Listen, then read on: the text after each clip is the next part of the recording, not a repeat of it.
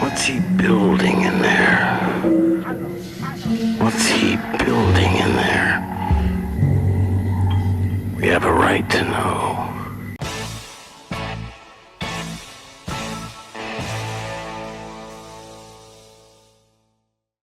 Welcome, everyone, to this week's episode of Reframing the Narrative, and we are super excited to have our guest, Ernie Hancock, on the show this week. I know Ernie from years ago during the scamdemic, during Greater Reset, where we got to know each other and had a lot of good conversations during the conference and afterwards, and that all culminated with the chat with James Corbett, which was amazing. But just really excited to have you on our show, Ernie. And for those who may not be familiar with you and your work, maybe just a brief introduction before we get into the conversation. All right, here goes. In the late 80s, I was 28 or so. I'm 64 now, so it dates me. And I just had my fourth child, been married for 5-6 years by that time. And we came across enormous corruption in the Commerce Department, import, exports at my father's company. I just the truth of things. And there was a legislation called the Omnibus Trade Competitiveness Act of '88. And what it was a New World Order written down into law. And as I'm reading this thing, I'm going, I know this. When you mix government and business to the point you can't tell the difference, that's the definition of fascism. So I'm going, I remember my junior high civics. So it was interesting, and I just pulled the thread. This is during the Uruguay round of the GATT Treaty and United States Trade Representatives, and I got a master's degree in about 3 months and whatever the hell was going on. And my first question, I go, how the hell are they getting away with this? Well, it was election law. It was, you may choose from communist candidate A or fascist candidate B. And I was like, man, this is jacked up. So I just kept pulling the thread. I wanted to understand the truth of what was going on and go all Sam Kinison on them, make them say it. So it resulted in me filing a lawsuit against the state of Arizona challenging 44 election laws. And this is obviously unconstitutional. But I just wanted them, you guys know this, right? Yep, we know it, we're protecting it, and, you're not allowed to even bitch about it, that kind of thing. So then I could see principally what the future was going to be. And I, expressed it to my family, and I just said, look, by the time our children are our age that we were then, which would be like 2012, I go, by the time they're our age, it's not going to be the same country. Just fundamentally, you could understand what was being done. Well, that was before the internet. It was before you had to actually go to the library and read something. You had to, meet people, participate in the process, be an activist and stuff. Well, that is what everybody wanted Donna and I to join their whatever political club or something because we're young and, energetic and, ready to go get some. And they weren't on the right. It wasn't until I met libertarians. And they're going, well, yeah, they do this because they can. What do you think was going on, dummy? So it was very, I don't know, what's the word? Relief was the word. Now, I had gone to Washington, D.C. and met, because it's a long story, but I met with one of the big guys in the Danny Bush administration, and I go, look, I know what you guys are doing. I can say, I just want to have this information. And he never even looked at the documents. I accumulated a file that was, 3/4 of an inch thick. And he stared right at me, and there was a coffee table in his office kind of thing. And I had my young brother-in-law there that was at Penn State at the time. But he's now, a VP at Moody's and all that kind of stuff. And then he had his aide there. And he was pissed off he had to come in because it was between Christmas and New Year's. That's when I was back visiting family in Pennsylvania. So we go, and he put his hand on the documents without even looking at them. And he slid them back to me, and he goes, yeah, kid, and what are you going to do about it? I went, oh, awesome. Thank you. Because it it validated everything that I knew was going on. And he was definitely, a fang, blood dripping, pointy horn, ponytail guy. I mean, it was, and I didn't understand the concept of sociopathy, being a sociopath or, psychopath, that they just don't care. They don't have any empathy. They no love, no compassion. It's just because I can, I'm doing it, and you're the moron for letting me, so I rule you, And that's really as fundamental, basic as it got. So I just thought, if people knew what was going on, so that started, decades of activism. And in 1996, I had run for, state legislature, Congress 3 times, U.S. Senate against McCain, Secretary of State, County Recorder, on and on and on. I'm like, oh, I got an argument. Let me say what's up. But I haven't voted since '02 because it got so bad. I just knew better. But that didn't mean that I didn't use the process to be able to articulate what I thought the problem was. And it was us. We were tolerating this crap. We're supporting the beast that's devouring us, kind of thing. So then we started focusing on just being an inspiration, general public opinion, that you have power in just your own life to decide your wallet voting. I mean, it's really not that complicated. Quit encouraging these guys. So I run for office a bunch of times since, but I haven't voted since '02. I just knew better. But that didn't mean I didn't want to engage the bad guys and try and demonstrate to the people what power they really had. Well, there's a lot of things that, happened here locally in Arizona. And a lot of people know me from the Ron Paul LOVEolution, revolution in '08. I'm the one that created the Ron Paul LOVEolution logo. And we went around, and I knew it was going to happen because we had that logo for my race in '06 for Secretary of State. And the main sign was a big, giant, still voting, ? Then, you're still voting? Seriously? So it was, we had a lot of fun with that. But one of the stickers and logos that we emphasized was the LOVEolution logo. And man, it was so popular. And when Ron Paul, that had spoken at some of our freedom summits that we had done every year in Phoenix, so I knew what he was going to do. They're going to say, well, you're really libertarian. He goes, yeah, and you're really communist. So, whatever. And that he wasn't going to run from it. So I knew that I could just put head down and plow. That we, that's what he said. And we just, out emphasizing that you can bypass the media control, the censorship, the editing, the BS, and that you just sign everywhere, sign. Watch this. So I was telling all my friends, and I go, watch this. Because I knew it was time. So we started making those signs at a little workshop that we rented for just a couple of months. A friend, someone that I knew that had a downtown Phoenix. They were doing light rail construction. They couldn't use this property. And I go, I don't need big access. Just let us go in there for a month and I'll show you what's up. And he goes, nope, 2 months. And I go, all right. So for like $2,500, we started. We didn't even have a phone number. Didn't need it. We just needed space to make signs. So we started making those Ron Paul LOVEolution signs, and I was shipping them to all my libertarian friends around the country. And I said, just give me video of you standing in front of, the Statue of Liberty, Rockefeller Center, and the subway, the Army base, whatever. I mean, and they started sending me magnetic tapes, this back before everything was digital. And they send us, and we started making videos, and then we go around the country and showing different groups how to do it, and boom, it detonated. And all of a sudden, it hit Fox News in South Carolina one time or something, and it exploded. And the reason that I knew it was going to is because the message that Ron Paul had been advocating for since he'd been in Congress since the early 70s and predicting exactly what was going to happen and why. We had those little, 3-5 minute speeches that he had and so on. So anybody that went and looked, who's this old man from Texas up there? You look and you go, yeah, what he said, and it just exploded. And when you think of libertarian philosophy, oftentimes you don't think of the Libertarian Party, you think of Dr. Paul. And the reason was because he saw that principle was practical. They always say, well, we got to be practical. 2 principles, it can't be. And I was the totally opposite opinion. Principle is practical. That's the freaking only thing that matters, is you're operating from a principle, the promise that they made us.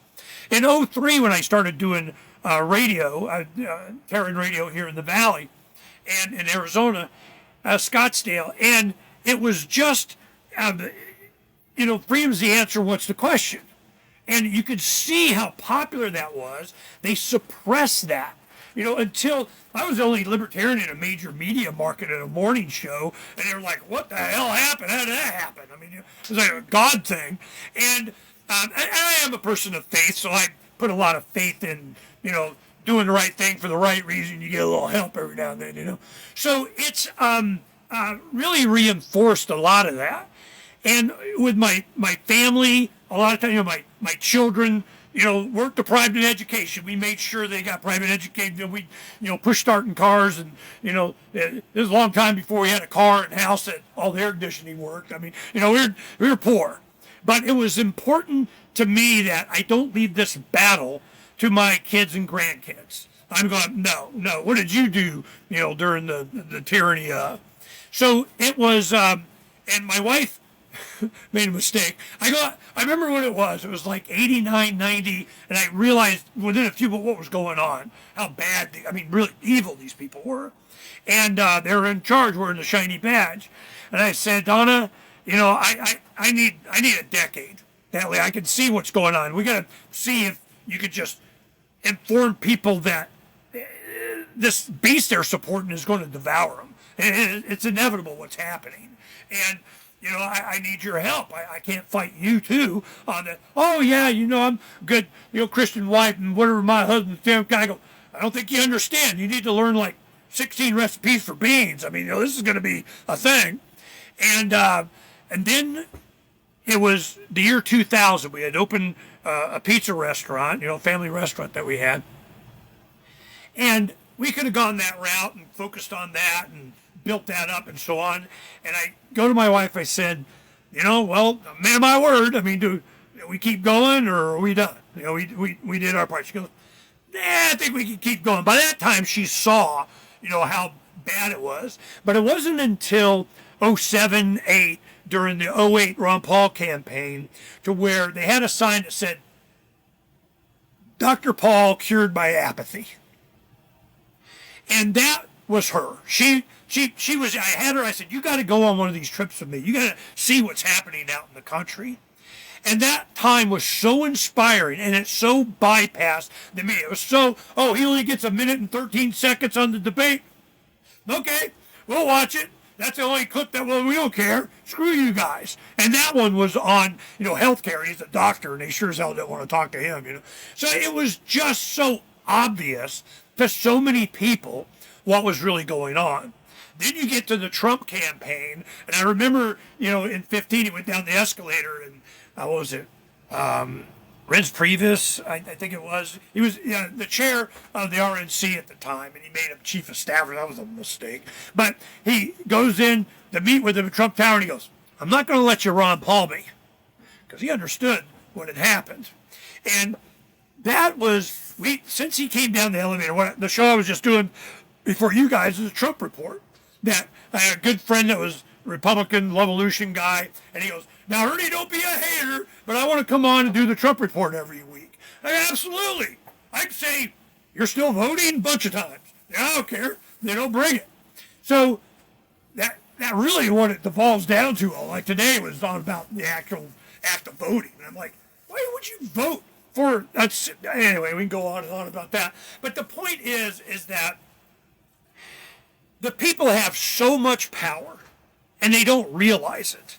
They haven't. That's why they got to separate you into, I don't know, trans lesbians, mustached,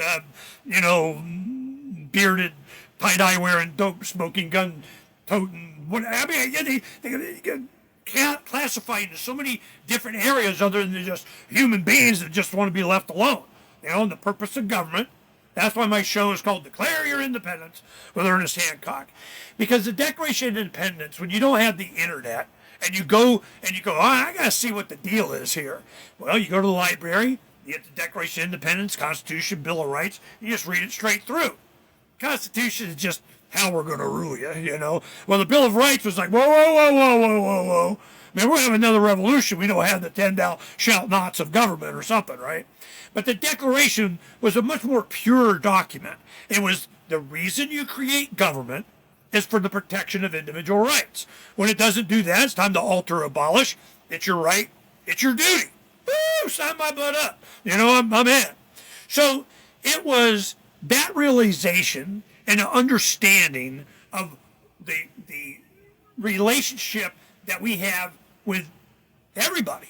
You know, governments, whatever, you know, I don't really have a relationship with them, but, you know, it is, you want to, rule one, don't be a dick. I mean, you know, seriously, you know, it's just be a good neighbor, you know, say what you're going to do what you're going to say, you know, do what you say. I mean, just real fundamental, basic, good neighbor stuff. Well, these guys in charge of whatever, they're not good. You know, in fact, this power attracts the most capable at doing anything without any guilt. They don't feel any empathy or compassion or love for their fellow human being or humanity. They're just going to get theirs. And they're at an advantage because there are limits that people, I wouldn't do that. That'd be bad. You know, election fraud, they wouldn't do that. That'd be wrong. You know, so once you realize that, you know, what's the real goal? Inspiration, example, witness, parable, testimony. You know, it's you know, force them to be your brother's keeper. You just kind of, you know, that this is what Grandma says is the right way to behave. You know, you have better friends. You have a bigger support structure. You're not, you know, in defensive mode all the time. Everybody hates you. I mean, it's just you're an add to your community as opposed to subtraction. So that culminated in what you were talking about, PJ, is the Love Bus Liberty Tour. When the COVID thing, it was, we did vaccine education summits, and we've had, you know, like Judy Mikovits and, you know, Dale Bigtree and, you know, a bunch of James Lyons Weiler and Suzanne Humphreys. And I mean, just a bunch of people, a couple of summits that we had done, because we understood that this vaccine thing was a thing. They were going to use it. It became obvious when pharma went to legislators, new legislators, and they said, if you eliminate an exemption in law, you know, that they can't opt out of the vaccine or whatever, or you create a mandate, you get $1 million grant. A grant, $1 million. Yeah, we love you a long time. And I'm going, wow, well, gee, I guess what's coming, you know, here we go. It's all about incentives. So the last vaccine summit that we had was in September of October. I think it was September of 19. Right after that, I'm going, Donna, we're too heavy. We had a couple of acres. We had, you know, 50, 70 chickens, you know, goats, turkeys, aquaponics set up. We were learning how much food we can produce, you know, in a small area. And we had a lot of stuff, a workshop. You know, we're just getting heavier. Studio was in its own room there. I mean, I just felt the weight of, you know, you're not as free when you don't have many options and you're kind of supporting that. And we were talking about we need to hit the road. We got to take the show on the road and do rural America, just kind of see what's up. And then right after that, we got contacted by some people that were supportive of us during the LOVEolution, and they said, we want you to do for vaccines what you did for the Ron Paul LOVEolution. And I go, all right, well, I got to hit the road. And I mean hit the road. We got to get an RV. We got to, you know, get on the road. We're going to do some activism. Well, then the next morning, a friend of mine goes, yeah, you've been talking about this. I found this bus in New Hampshire for $19,000 MCI 1980. It's all pipped out and everything. It's going to need a lot of work to get it up, you know, going. But, and I go, boom, get it, done. So we spent until April just working on it, redoing all kinds of bush and bearing, kind of building the studio, all kinds of stuff to get it ready to go on the road. So you go, Love Bus Liberty Tour. Well, what we did is for 4 years, we went around the country in rural areas, you know, the counties that were being, you know, locked down. Your closing your business. You can't have your restaurant. You can't go to the gym. You got to wear. I mean, it was, and a lot of people were, well, I'm not supportive of this. Well, as they do research or they knew me or whatever, I got lots of invitations or requests to come to their small town, and we do sign everywhere, a sign.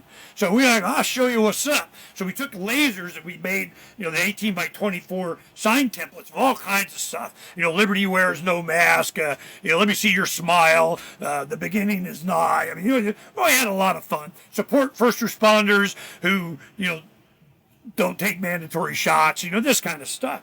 Well, it was so inspirational to so many people that there was somebody emphasizing that resistance wasn't futile.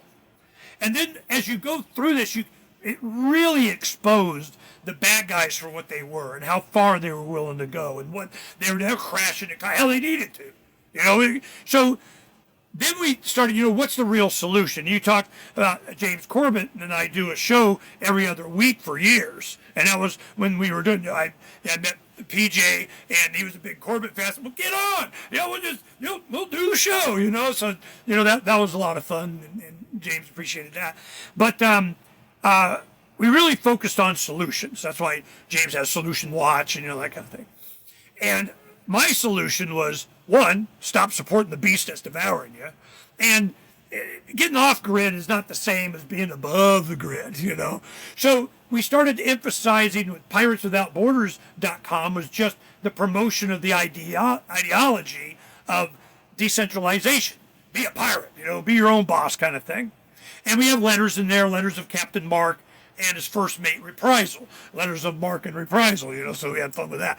And you read those and you start to get, okay, I understand the fly. I understand why they raise their black banner. I understand how we might do a court system, how we might do a reputation score, how we, might deal with, alien invasion or something like that. And the reason we did First Contact Protocol, what we were really talking about was AI.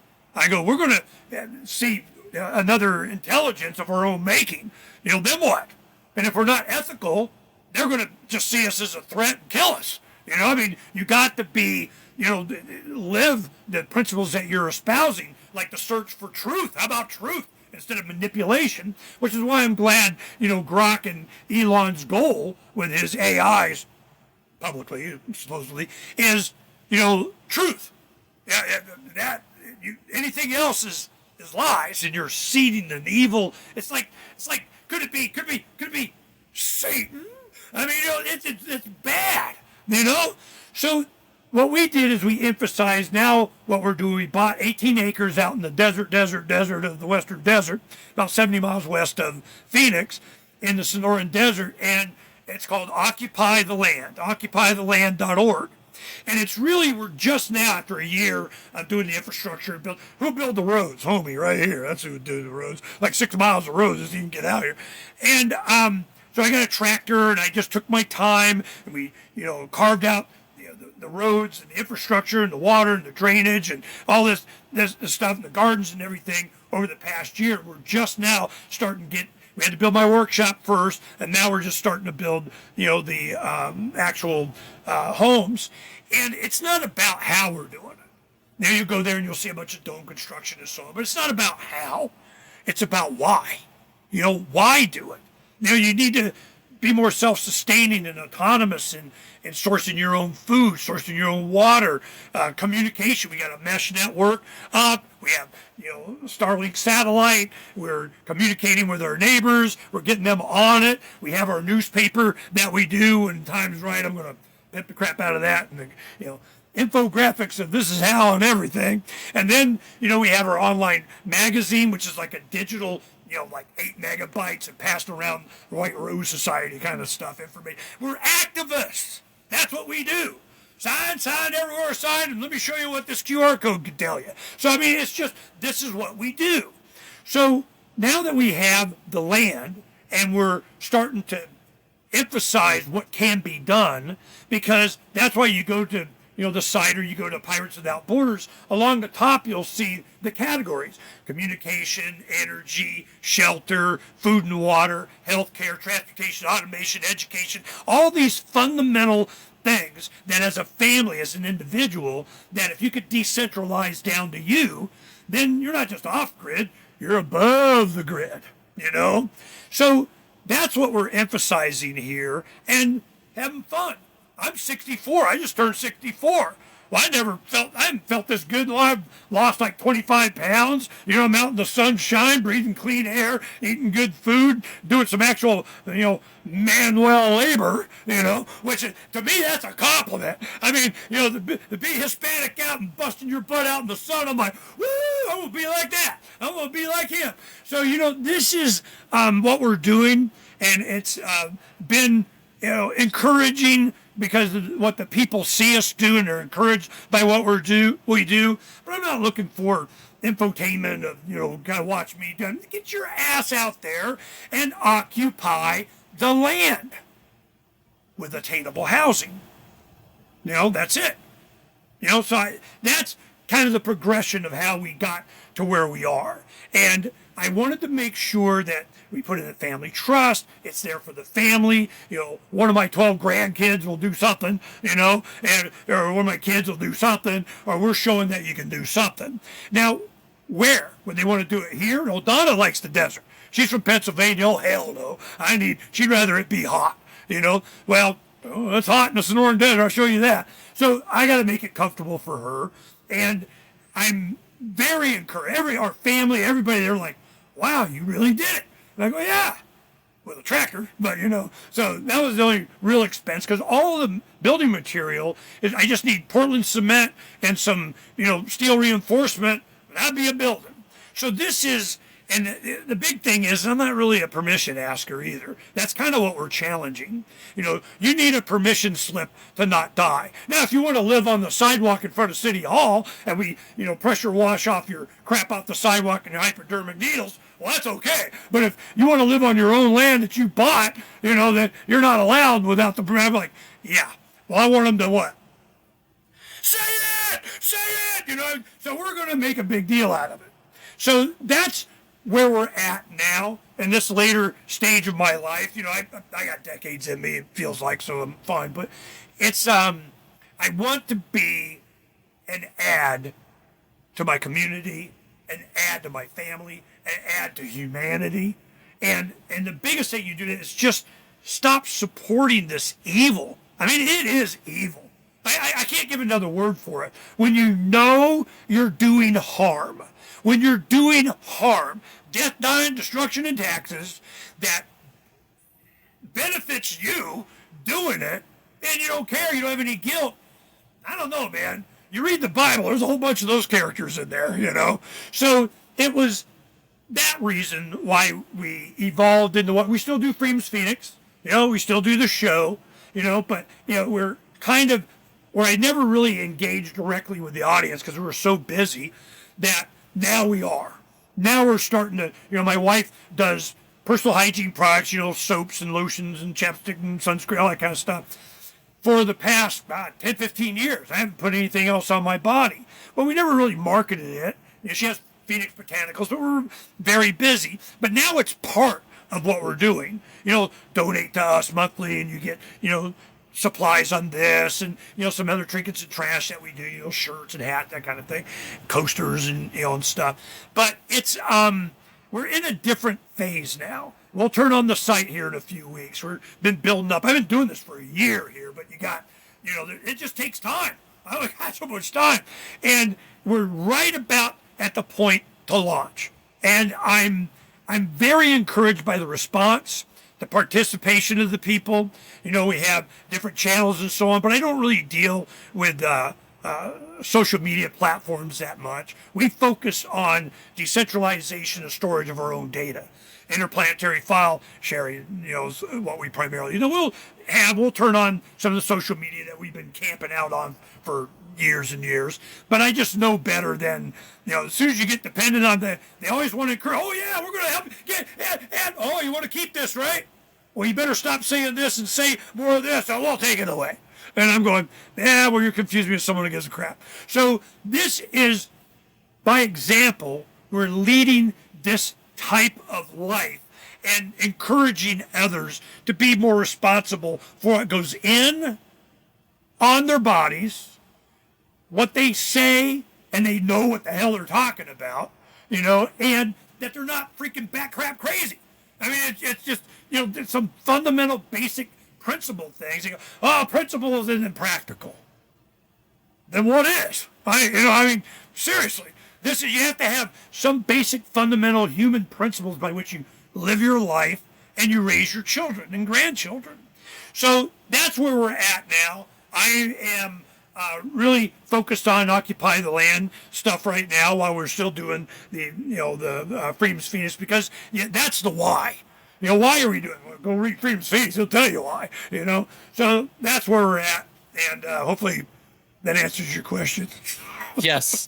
Thank you so much, Ernie. That was an amazing intro. And, the timing of you describing everything you've been up to couldn't have been more perfect, because I would say over the past 4 or 5 episodes, we've been talking about solutions. We've been talking about being active, using your knowledge and your skills in some way, and really contributing to building something better. And clearly you've been doing that. And, just a lot of respect for everything you've done, getting on the bus, going around the country, all the activism, raising awareness. That is all amazing. That's exactly, kind of what we've been trying to drive home, as well as just saying, how much time and attention are you giving to the beast system, and how much are you letting it suck out of the time that you do have left in this life? And just a really important point. And, we actually just had an interview with David Rodriguez. I don't know if you're familiar with him. Yeah, I know David. His work.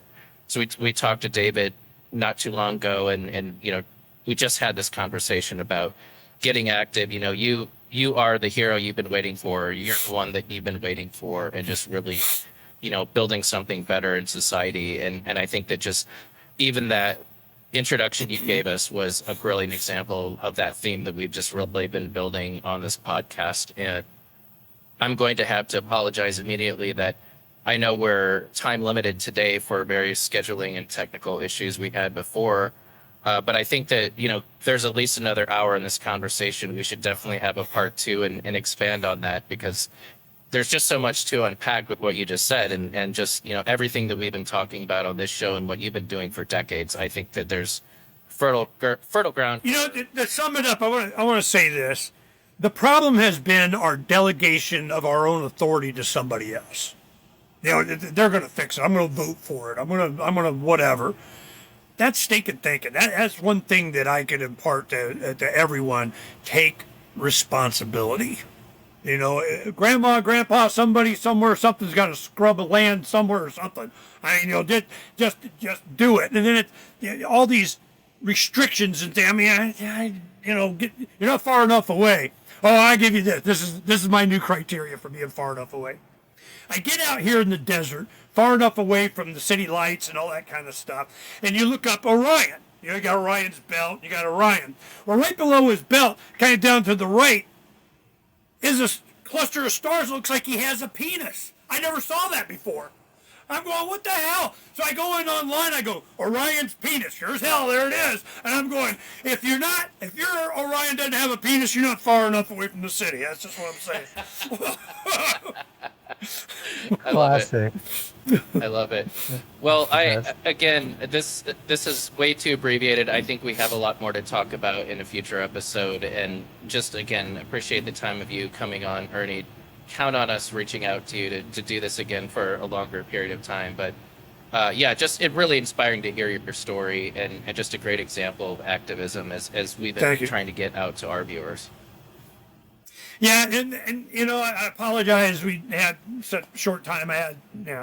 But the main thing I just want the whole liberty community, or anyone that even cares, is that what started me. That's why the slogan on Freedom's Phoenix is uncovering the secrets and exposing the lies. Because I was just so, when we first started it, the webmaster goes, "We got a slogan? Yeah, uncovering the secrets, exposing it. Yeah, that." Because I was so tired of being lied to officially with a shiny badge and a tie. They're lying to you, and it's just people aren't that stupid. They may be naive, but they're just not stupid. And as time goes on, I'm thinking in the last, since '08, it's in the last 15 years or so that they really are starting to get it. And in the last, after the lockdown and pandemic, scamdemic, whatever demic, I think they really started to see that they have been living in a fake world, fake news, fake, and that the only thing they can really count on is themselves, but they've been paying into this retirement system, their 401k, their IRA, they're into the stock market, they're into, they got to extract. I've been pimping silver, since forever. Crypto came online and we were like, yeah, okay, people money, but it was just going to become goldmansucks.gov coin eventually. So I'm just like, this is so fundamental in the liberty community and libertarian and anarchist, voluntarist, whatever is that we understand and seek the truth. And if you find the truth, you'll find you do not want to delegate your responsibility for raising your children to Uncle Sam. Don't be stupid. Just saying. I couldn't have wrapped it up any better. And with that, I think, at least for part one of this discussion, we have to wrap it up here. But Ernie, thanks again for coming on. Pleasure. It's just tons of inspiration, not only for future discussion, but also for everyone out there listening to us talk about getting activated over the past several weeks. So awesome, and look forward to the next one for sure. DJ, we get to talk next time. All right, we will. Looking forward to it. Thanks, guys. I look forward to hearing from you. Thanks, Ernie. Yeah, thank you. You just have to flood a country's public square with enough raw sewage. You just have to raise enough questions, spread enough dirt, plant enough conspiracy theorizing that citizens no longer know what to believe.